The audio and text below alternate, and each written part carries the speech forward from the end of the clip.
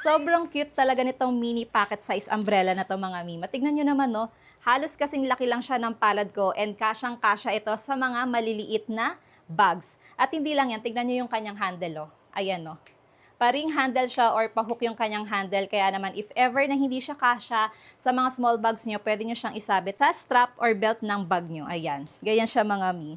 Hindi siya hassle gamitin or dalhin kasi napakaliit lang niya. Tapos yung kanyang lock is naka-snap button na. Ayan o. Kaya naman, hindi ito madaling masira, unlike sa Velcro tape.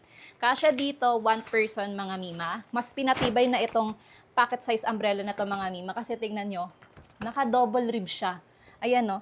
Doble yung kanyang ribs, kaya naman mas pinatibay na ito sa mga malalakas na hangin. Ang ganda nito, may UV protection na rin siya, kaya protektado tayo sa init ng araw, hindi lang sa ulan. Ganyan siya mga mima, color pink, and meron pa tong ibang available na color na pwede nyo pagpilian na. Ang ganda nitong pangregalo this